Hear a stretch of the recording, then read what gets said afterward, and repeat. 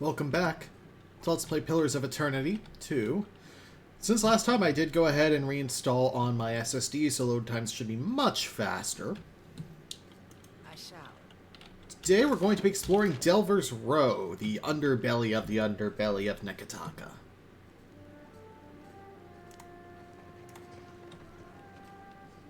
An Orlan woman stands over a table laden with herbs and spices. She mixes them without looking at her work, pausing now and then to raise a sprig or file to her nose. You realize she is blind. Yours is a gate I recognize, Watcher.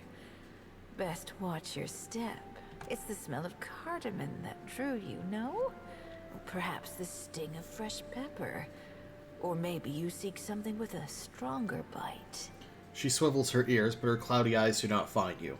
What do you sell? Food, of course, and supplies for the road. Though most here come to me for poisons and venoms. I need supplies. I have plenty. Though, if you're buying poison and ailment, mind you store them separate. Let's see. Anything interesting? Fine armor, some exceptional armor. Rope and grappling hook, always good to pick those up. Thief's Putty. Wow, Thief's Putty is worth a lot. Makes sense. That's +2 mechanics. It can save you a lot at lockpicks. Pry bars, flint and tinder.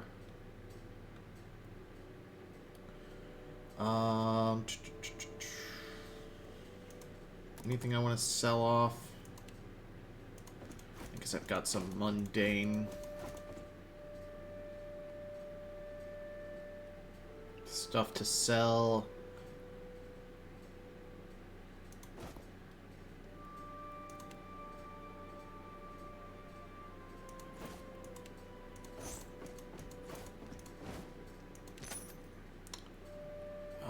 Alright. Yeah, people here ain't too happy because I killed the guards. Whatever. They'll see if that if, you know, they ask for help, I'll give it. Just a merchant. I have nothing for the likes of you.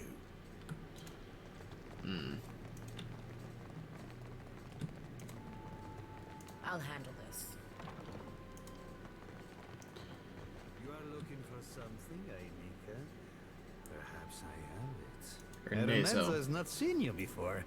You must be new. New or very good at disguises. He peers at you through half-moon spectacles. His face is hidden behind a thick but well-groomed beard, and his eyes constantly dart between you and the doorway. Wait, but I am mistaken. You have made a few enemies in this place already, no? Most bold of you to linger now. But how did you hear about this place? Wait, no. Do not tell me. Sometimes it is better not to know. There is something I can get for you, yes? Tell me quietly. Supplies. Only do not tell anyone where you got them. Let's see. Fine and exceptional bows and basic weapons, traps, gemstones, and a couple of unique items. We have the Garari Cuirass, legendary armor, or legendary light armor, Garari skin, +1 extra armor rating, and segmented scutum. 10% of incoming hits converted to grazes from weapons. So now extinct, the giant lizards known as Garari once roamed the many islands of the Deadfire. They were fast, powerful, and cunning predators, hated amongst Kith for their tendency to kill domestic goats and pigs if given half a chance. When foreign colonists arrived in the archipelago, many local governors placed an open bounty on any Garari, and the creatures were... There's a weird number of typos in this game. I guess there's a lot of text, though. Were soon hunted to oblivion. Now rare due to a lack of available material, hardened Garari leather armor such as this is quite desirable as it is tough and naturally flexible. Segmented scutum can be upgraded to rugged construction, which adds resistance to might afflictions, or treated scutum, which is 15% instead of 10%. Garari skin can be upgraded to layered, which adds -5% damage taken from weapons, or primeval, which is defense against spell damage. Neat. There's also the Red Hand, a unique arquebus. Inaccurate, blunted criticals, unfit for melee, veil piercing, exceptional, double barrel, fires 2 shots before reloading but has reduced range, no rest for the wicked, 1% damage dealt and received on kill until rest, stacks 20 times. So it builds up. Alright. The young brigand who once wielded this arquebus had not intended to become a murderer. Those he threatened down the twin barrels had a simple choice. All they had to do was hand over their valuables and go on their way. The gun was intimidating enough. No one was supposed to get hurt. When an old Almawa priest decided to fight back, the brigand acted on instinct and pulled the trigger. It took 2 shots to put the fool down. The killing got easier after that. In fact, it became the rule rather than the exception. Searching corpses was simpler than robbery and just as lucrative. He kept the gun with him at all times, even while he slept. His dreams were filled with a morbid parade of those he had killed. Over the years, he found his heart hardened. He could feel nothing, not even regret. Unable to reconcile the young man he had been with the jaded monster he had become, the brigand, numb and resigned, used the gun to take his own life. No rest for the wicked can go into guilty conscience. 2% damage dealt and received on kill. Or unburdened soul. 1% damage dealt but not received. Double barrel can go into double tap, destroy lower level vessel on second consecutive hit. And twin slugs, knock back target within 4 meters on scoring a hit. Interesting.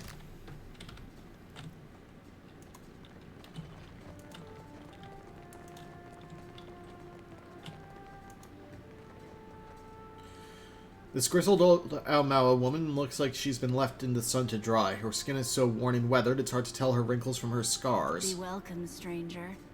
I've heard your name whispered in the streets of the black market. You need a blade or a bludgeon, or some sturdy armor. Umani has what you seek.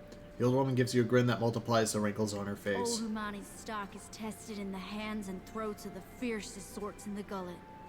But you already know that, Akira.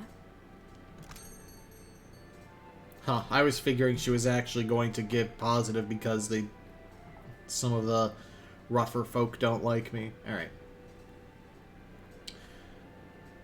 Rekvu's fractured casque, immortal will, wearers immune to interrupts while they carry 1 or more injuries. This helmet once belonged to a Huana barbarian known throughout the archipelago as Rekvu, dread of invaders. Local legend holds that Rekvu appeared only when her force's situation was at its most dire. Rekvu often sustained injuries in battle that would have killed any other warrior, and yet she never died. Near the end of her life, Rekvu was pulled into battle once again, this time against a horde of Aeton unleashed on a quiet mining village by an opportunistic noble from a distant nation. An Aeton wielding a monstrous greatsword caught Rekvu unawares in the thick of the fighting and slammed her blade into Rekvu's head. Rekvu dashed the blood from her eyes and leapt on the Aeton, knocking him to the ground. With one great swing of her axe, Rekvu severed both of the Aetons' heads. When the remaining Aetons were slain and the invading noble's body was quartered and given to the sea, Rekvu dashed the blood from her eyes and pulled off her cracked helmet, only to discover that the Aetons' attack had cleaved her ear clean off. And the Undying Burden belt, +1 athletics, second wind. Incoming weapon damage is reduced as health is lost, max of 10% damage reduction, and +2 constitution. The Deerwood commander, Maxael Heskin, wore this belt during the Battle of the Mid-March Road, one of the opening clashes of the War of Defiance. Deerwoodans fought valiantly, but their disorganized light infantry was no match for the Adiran heavy regiment. Overwhelmed, the rebels were killed nearly to a man. According to several Adiran soldiers, Maxael was the last to fall. Surrounded and badly wounded, he refused the Adiran commander's offer for quarter. It took a dozen spears to put the rebel down, and even then he continued to fight until he was beheaded. Gauntlets of reliability. 15% of misses converted to grazes with proficient weapons. Stamped with the sigil of Abaddon, these cleverly crafted gloves feature fully articulated joints. The weight of the arm guard seems particularly designed to help counterbalance that of a weapon.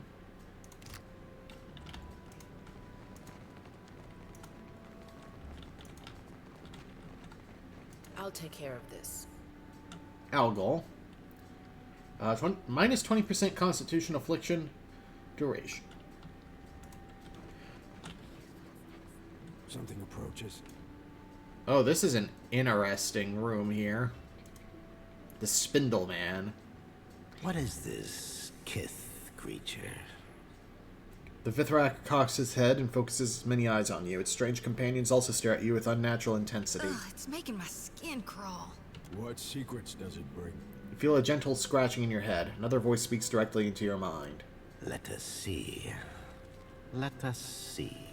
The Vithrak clicks its claws together in delight. Keep your other eye open, Cam. A thought probing ain't much to worry over, but I'll be a two-headed ogre if that's the only trick up them silk sleeves. Seraphin scrutinizes the Vithrak. Meanwhile, the Vithrak scrabbles and slithers deeper into your mind.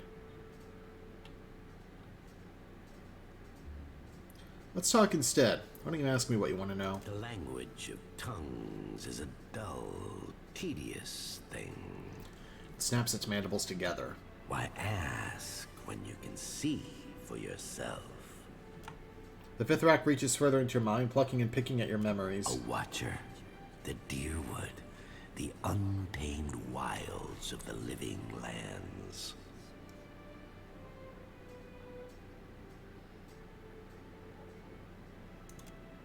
A death, a life, a wide sea, stirred by storms and pirates and... Aethys's giant glowing head surfaces in your mind. a wonderful secret. I don't trust this creature. At all. I need supplies. Oh, you don't care about my reputation. Interesting. I can get the Spindle Man's Grimoire, which is a support Grimoire. Sisyphos Stone. Minus 2% action speed and damage to attacker for 15 seconds when wearer hit in melee. As punishment for his crimes, the mage and mass murderer Sisypho is condemned by the Committee of Upright Study, but spared execution due to unfavorable political repercussions. Instead, he was imprisoned and sentenced to endlessly levitate a large stone above his head, while alchemical potions eliminated his need for food, drink, or sleep. While the levitation demanded nothing from Sisypho physically, it was mentally exhausting. After many years of torment, Sisypho's sister, the insane wizard Lycilla, stormed the prison and set her brother free by driving the mythic wedge of Wift into the stone, shattering it.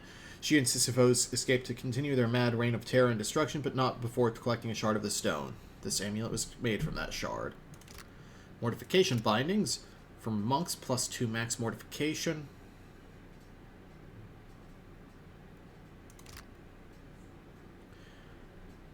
Zendethis' Dragon-Scaled Grimoire. Comes with some unique spells, it looks like Zendethis' Draconic Fury. Imbues the caster with the ferocity of a dragon, causing their melee attacks to deal additional slash and burn damage. While active, enemies that attack the caster with melee weapons must resist their fears or be terrified. Temporal Cocoon, Meteor Shower, Langrath's Reflection.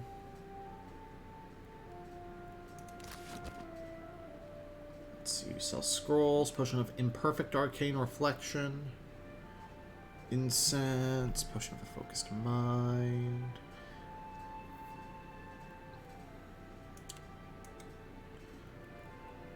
A Fine Wand.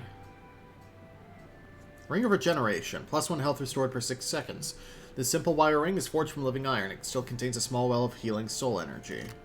No White Witch Mask. Gaze in Despair, ability activated when wearer becomes bloodied, which is, 50% health. Ringrim's Repulsive Visage. The caster's face becomes a nightmarish mask of rotting insect-infested flesh or other images of unspeakable horror, compelling all nearby foes to become terrified and sickened. Look Not Upon grants Ringrim's enervating terror, causes enemies in the area of effect to envision their worst fears, afflicting them with weakened and terrified, and +1 to all illusion power levels. This is said to be the mask of Basa Jujak, an evil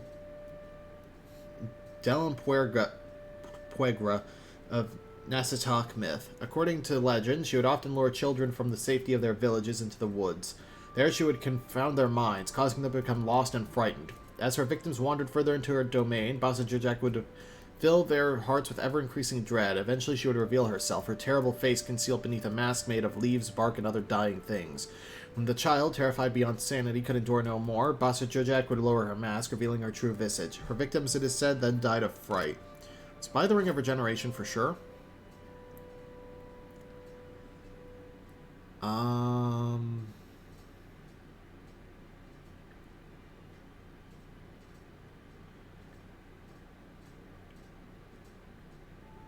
And the fine wand.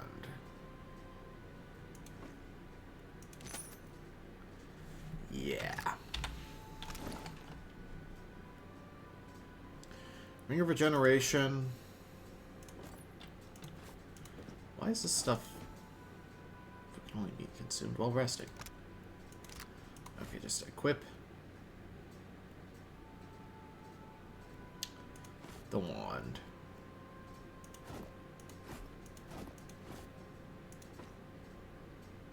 Can I please just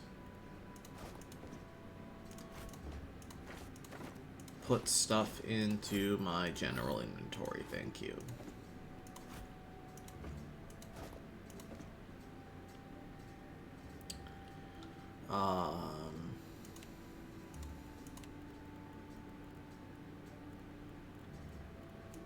And then the Ring of Regeneration.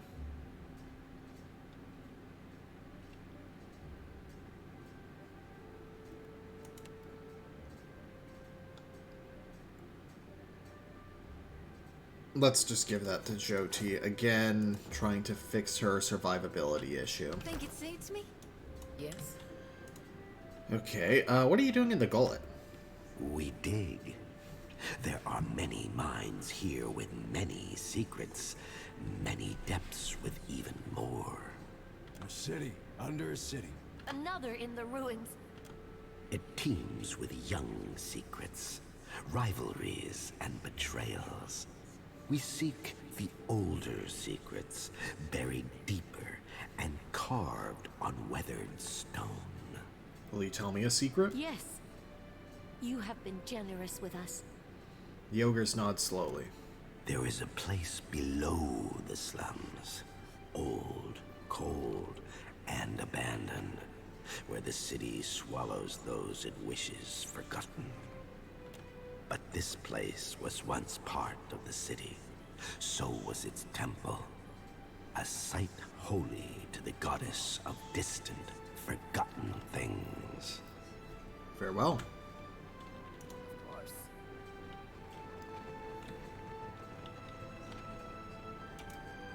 Very friendly, mind flayer adjacent Back fellow. up. No shops this way, stranger. Well, then what are you guarding? You think I'm standing here so I can tell you about it? Come on, go. Alright, how do I get permission to pass you? That's up to Dario. Alright. Dario.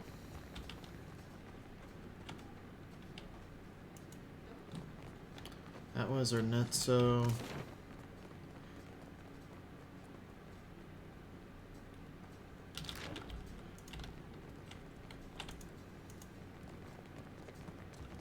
Dario doesn't seem to be on this screen. Is there a way up here? Rust. A figure in the shadows looks up at your approach, pursing his lips together in a crooked I line. think you made a wrong turn, Bilger. You don't belong in the row. Go where I please. He rolls his eyes, and the crooked line of his mouth evens out. Name's Hannah. I know who you are. I make it my bag to keep my eyes on the new fish that end up in the gullet. You're the type of scab that bores me. Feel free to piss off.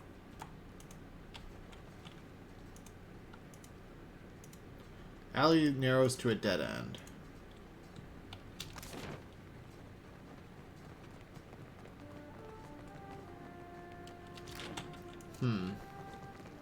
Don't know who Dario is.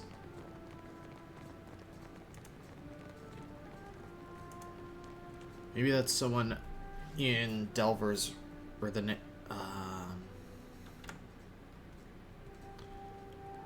wait. Explore the Narrows. Right, so I go right. And then left.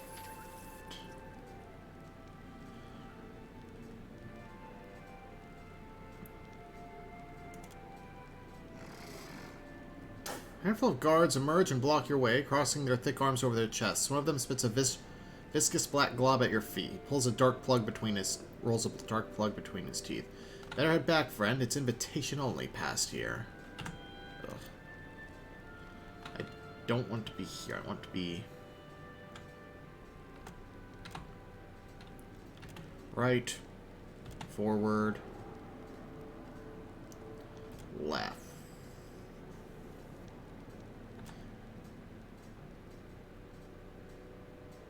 There we go.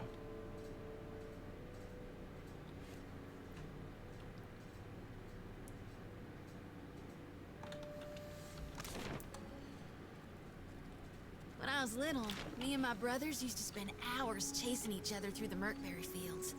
Don't think a day went by I didn't have a skinned knee or a bleeding elbow. Oh, we did that sometimes. Only my brother usually had a hand in the bleeding. He older or younger than you? Either way, I bet he's just as strapping. Older. Was older. Then Raid Sarah's invaded. Oh, of course, that's gone, but I'm so sorry. You're good, That Jyoti. Dagstar may be able to help. What say? Help how? Poison me? Akira, no thanks.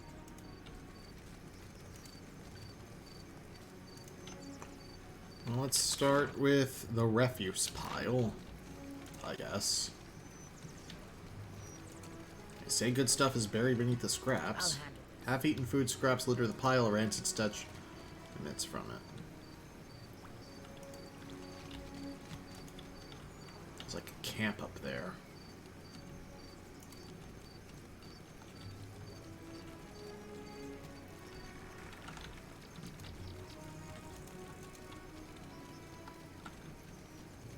They took him. For what? Bataro's the second this month. And they say the pittings aren't increasing. Do they lie to themselves or just to us? At this rate, who'll be left to suffer the Mataru's ire? Biha's home.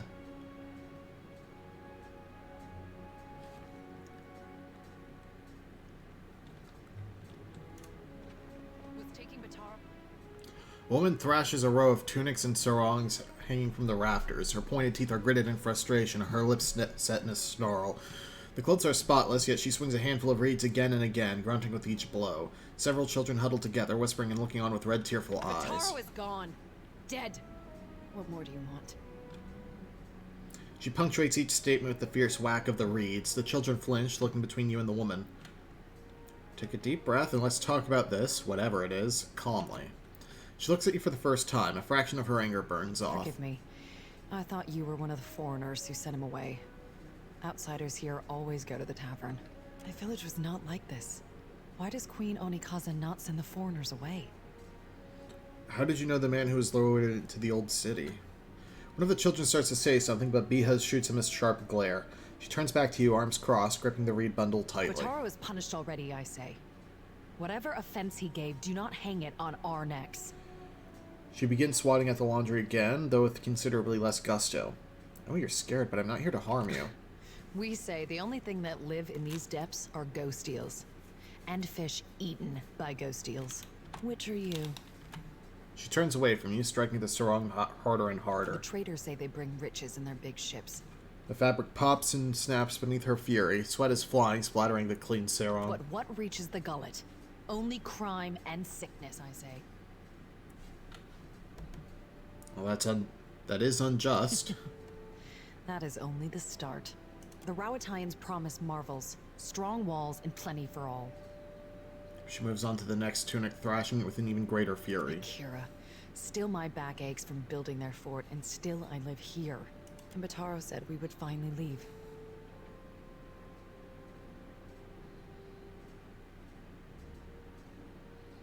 I'm sorry to hear that. It is only another word. She shrugs, still catching her breath. Outsiders cover our islands with walls and gates. Many Huana come to Nekataka, but even here, the outsiders crowd us. In the villages, the chieftains know even the Roparu. Here, even neighbors are strangers. That is Deadfire now. I only want to be free of this place. That is how the trouble started.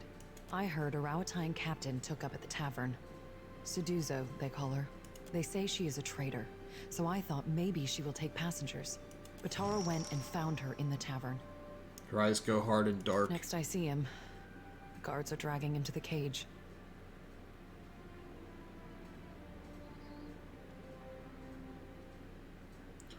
Seduzo will listen to me or she'll taste the edge of my blade. Or the bolt of my wand. Do not blunt your teeth on careless words. She looks at you with the same critical eye she's been giving her laundry, wringing and tugging the reeds. They say many Rawatine captains are women. Maybe her ears will open better to you. She looks around, taking in the hanging clothes, the huddled children, and the warped-in, splintering walls of the shack around them. Bataro took some coin. Everything he scraped together working on the docks. And he went to bargain with the captain. I would offer it to you, but it is probably in the old city with Bataro. Or in someone else's pocket. Tell me about the Rawatine captain. Seduzo. Bia is holding the reed so tightly she snaps 1 and 2. They say she is a traitor. But she threw... Always Bataro was careful with his words. Especially as a Raparu. But a Raparu in Nekataka gives offense just by breathing the air of his betters. I could look for Bataro. I could never ask someone to go down to the old city, but since you offer... She trails off, working the reeds between her hands while hope and dread battle in her eyes. It is a big and dangerous place. But perhaps he hid himself. Perhaps... She steadies herself with a shake of her head. Please, help him if you can. Or bring me news if you cannot. How many of you need passage to Rawatine? We are 6. 3 children, 2 babes, and me. Does no one else from the cast look after them? Akira. It was so in the village, where Bataro and me came from. But here, we are all strangers. No one looks in on the sick or cares for the children. Farewell. So I want to go try and find Bataro first. Because I don't want to ship the family off without him. Or without even knowing what happened to, like, his fate.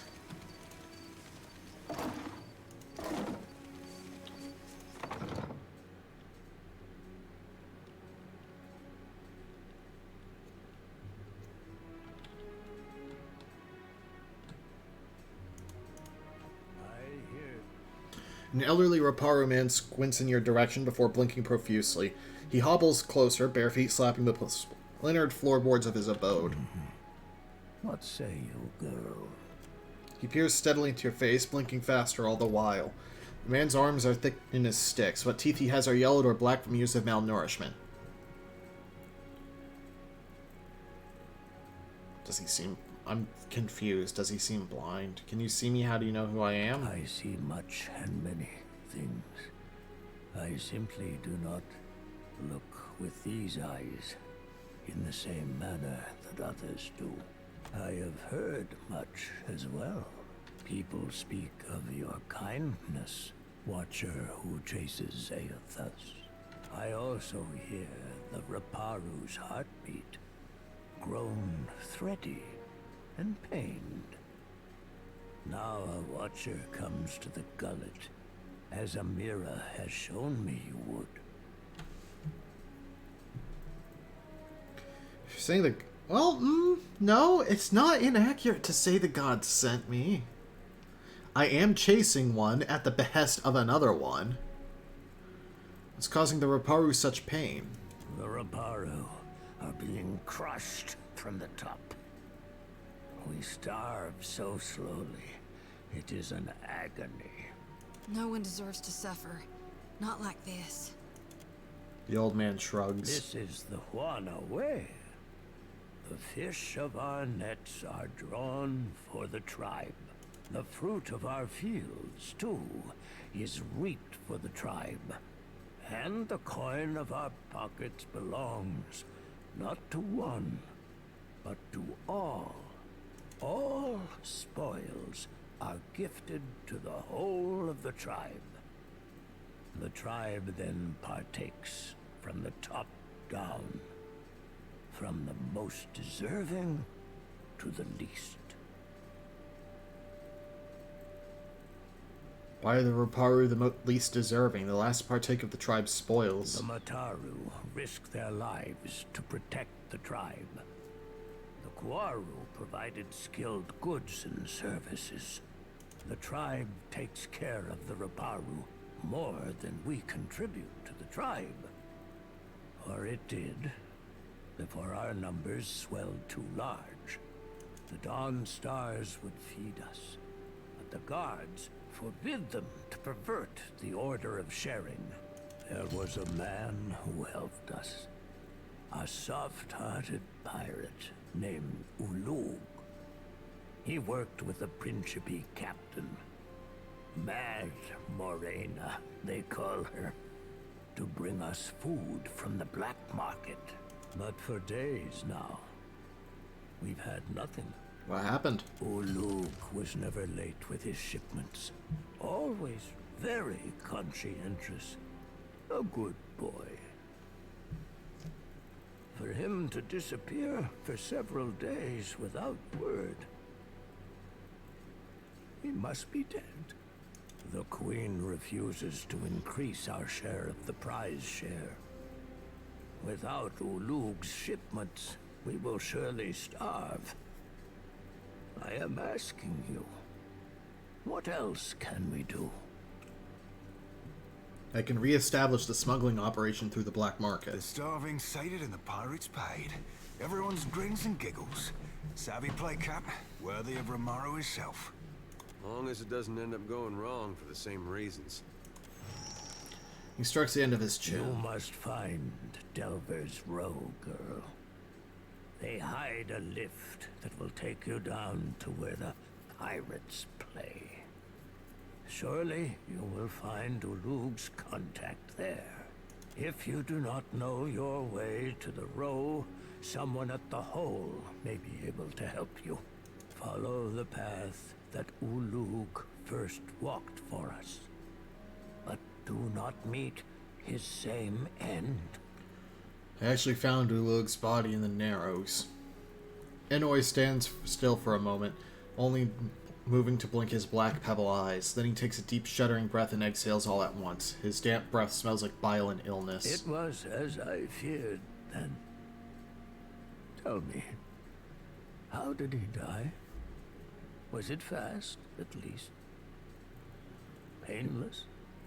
He was beaten to death. Looked like it went on a while before he died. The Gullet claims another life, then. The old man groans, rubbing his knobby-jointed fingers across his eyes. I'm sorry you had to see that. It's not right. Thank you for your honesty, Watcher. Few are there who will deliver bad news in all its sorry truth. Speak, and I will listen. So you're saying you're literally a pirate of the mind? You sail in and steal people's thoughts? Behold, lass, I'm the original psychic piratical. Not hardly. Even I've heard about Malnage. She's a cipher like you, ain't she? Only older. Ugh, had to dredge up my cruel rival. You should know her arsehole itches when mention being made of her. What a nasty hex. Tell me you weren't the one that put it on her. Darn, I hope that doesn't make her itch. Hell, or that. Now I'm just making it worse. I best shut my mouth before I cause more damage. I like your style, kid. Oh yeah, Cypher is one of the options for him. I just chose Barbarian, I think.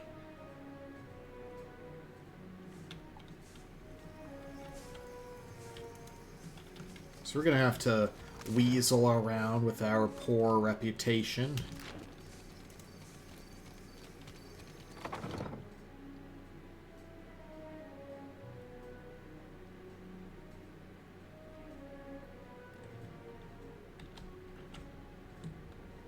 No one's here, and these aren't marked as stolen.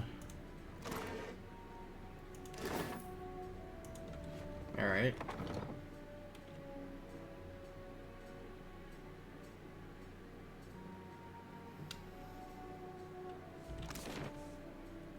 We've got the whole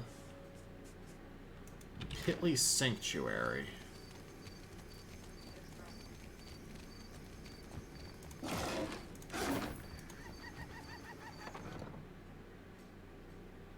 Oh, is this where the Dawn Stars are?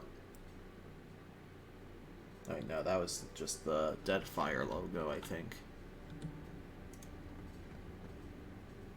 The woman bends over a pile of dried, bitter-smelling herbs. She's crushing and mashing them on a dirty scrap of parchment, coughing with effort.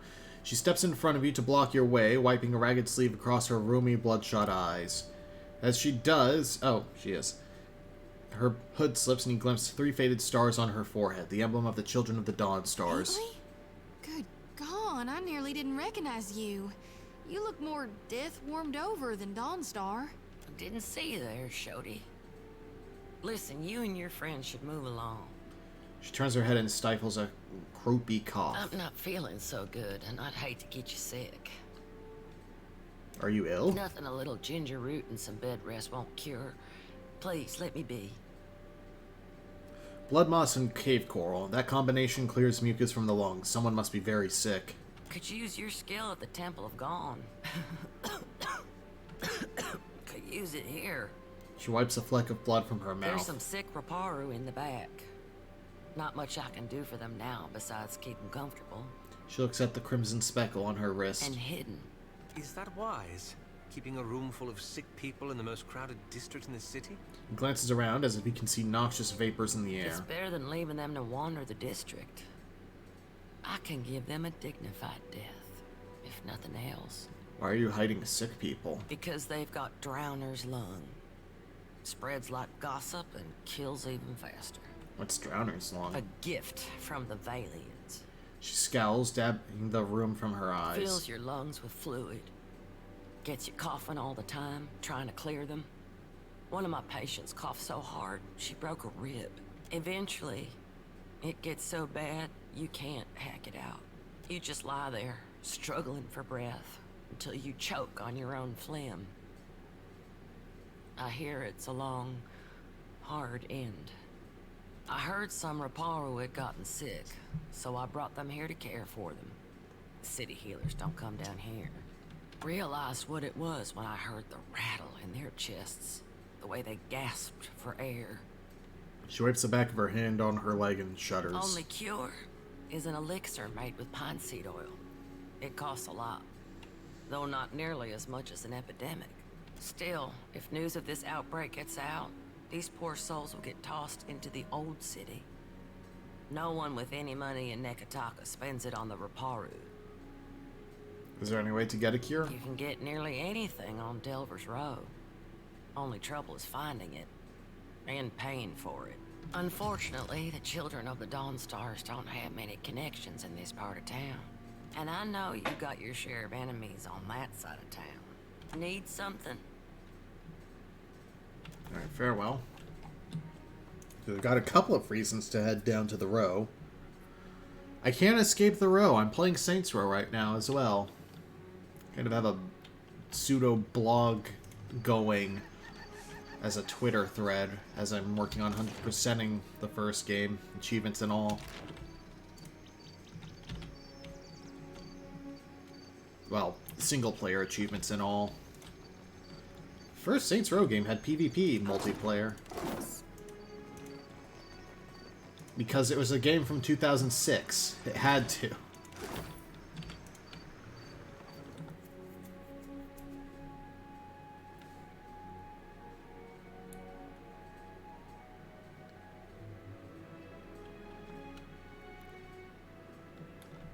Basically, I want to make sure that I don't have any more reasons to go to Delver's Row. Let's not stand too close to that. Boss, with my own ears. Dario said there's treasures in that pit. Not talking. Have you lost your wits? Not talking to Seduzo yet. An Orland-covered toe-to-ear tip in sable fur leans against a bar counting change. She gives you a wide, easy smile when she notices your approach and slips the coins into her pocket with a wink. Hey, fresh face. Welcome to the hole. Just got 2 rules, yeah? Keep your hands to yourself, and don't fall in. Need something? What's the story with this place? The hole's been here so long as there's been a Gullet. Though it ain't always been mine. What's a neighborhood without a place to get pissed drunk and lose your pants? How'd you end up here? Well, it's a bit of a story. See, I rode a whale into port in the middle of a storm. The Juana took one look my way and knew there was no one who could run the hole but me. Uh-huh. Of course. What Let's you need? buy, provisions. Sure. Berta's cooked up the best grub the Gullet has to offer. It's not actual grubs, though. Probably. You're not picky, right? Let me know if you see something that makes your stomach rumble. Tech, water, ale, lager, grog. Still just boost. Forgetful Knight. That's a good name.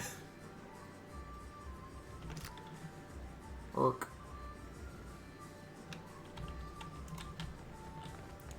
Actually, we might be able to get some hints out of Seduzo here. The Ravatine sits ramrod straight. On the table near her are a half-empty liquor bottle and a small porcelain cup. Both smell of anise. She looks like she's trying to blend in, but her unnatural stillness and her bright, spotless attire make her stand out like a reef fish against the rock. Her eyes find yours. I am here, Seduzo Nui. Do we expect any foreign merchants today? Seduzo keeps her eyes on you even as she speaks to the soldier. There's only a brief pause. We do not, Seduzo Nui. The captain shifts uncomfortably. Then state your business quickly. I want to avoid another surprise. Did you cross paths with a man named Bataro? The one who threatened me. I shall not soon forget him. She raises her cup for another sip, scowling into the These liquor. Juana learned too many pretty words from the Valians. You cannot trust what they say. And if you do business here, maybe you should learn the In culture. a few years, these people will all learn our ways and pay homage to the Ranga Nui. But you asked about... what was his name? Bataro? This fellow wanted passage on my ship. As if I were the village ferryman. She tosses back the rest of her drink a little too quickly. I told him there was none to be had. Certainly not at his price. That's heartless of you. Better heartless than brainless. I've heard stories of merchants tricked into inviting pirates onto their ships. Terrible exaggerations of trade company propaganda, I'd wager. She refills her cup and sets the bottle down hard. He told me he had coin. Lots of it. I did not believe him. How could a man who lives in a garbage heap have enough money for passage? She shakes her head. So you assumed the worst and threw him to the wolves? No, you presumptuous Adiran. I assumed nothing until I saw the swollenette. A swollenette? A marked coin. A token of allegiance. The Principe carry them. I knew then that I was dealing with a pirate. I had heard they were influential in the Gullet, but I did not realize how much so. I called for the guards, and they dragged him away. That is the last I saw of him. Behind, the children still need passage out of the city. There's nothing I can do. The passenger quarters have been reserved by a dwarf named Orin. She picks a stray thread from her smooth, crisp jacket. Why do you bring this to me? You're a merchant, no? I'll pay you to take them. I can take 3 more in the hold, and no more. Orin and his crew have reserved the berths. That is assuming you have the coin. The children are small. Surely you can take more. I will already have to abandon crates of cargo to make room for these 3. Plus, the food and water they require. Don't think As you about say. it. Tell me about Orin. He and his people are gold-packed knights. Orin is... particular. Perhaps that is good. He just finished a contract to guard the Valian Luminous Mill.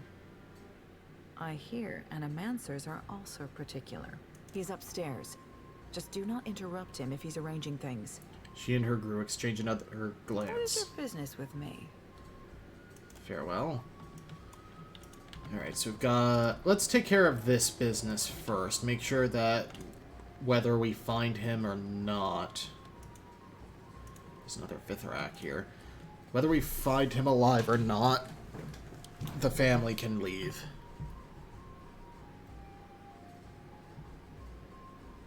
That is the priority here.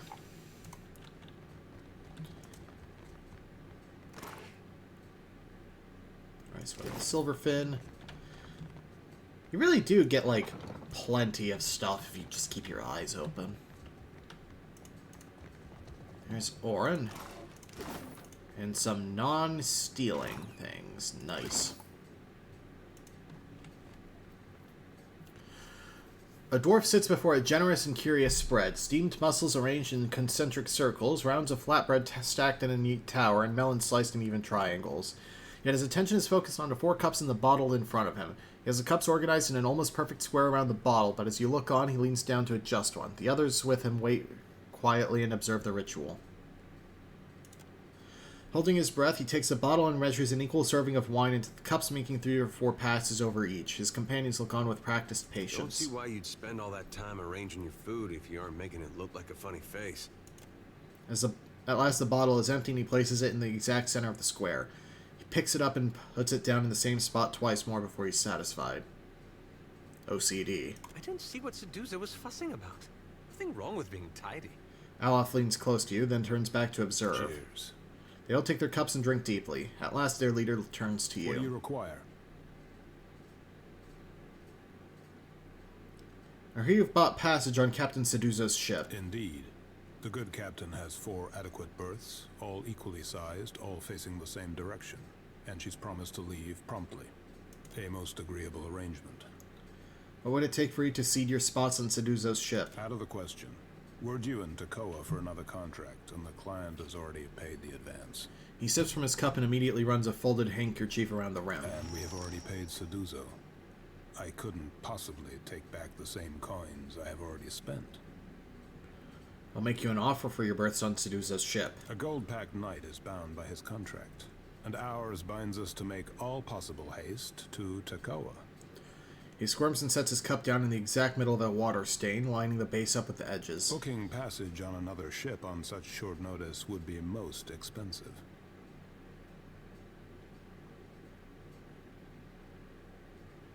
I can pay you enough to book passage on another ship.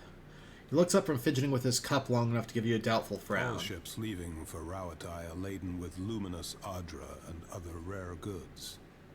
Mercenaries, even of our skill, do not rate so highly. Okay. Have some pity. I'm helping a woman and her children seek a better life. Look around. The dead fire is filled with misery, to say nothing of the gullet. He turns the cup so that the crack along the side faces away from him. Folks like you ain't helping. Have a heart. Or is it already dead in your chest? With a sneer, Jyoti rattles her lantern, raising it as if she could suck the soul from his still-living body. Aloth also I have like that. oaths to keep. Perhaps that means little to you, but I am bound by them. He turns from Jyoti to you. What better life do you imagine for them in Rauatai? They will only trade one misery for another. Besides, I have a contract to fulfill.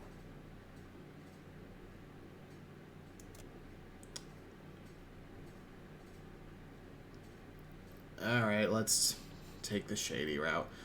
Someone downstairs is asking me something about the trouble. No, that's...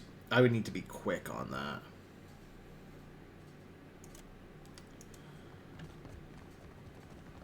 So he said... Let's see what the journal says here.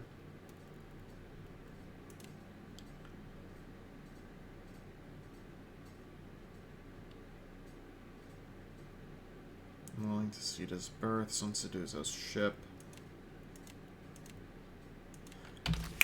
I might be able to book them passage on a pirate ship. Won't be the best, but... Subtle indeed. A not illegal lock. The work of a moment. Interesting. Cat. Dude, the 6 toes cat. 20% health per... That's really good. So for those who don't know, the cats and dogs you see are backer rewards from the Kickstarter, so people would actually get their pets into the game. That's why some of them have names like Dude.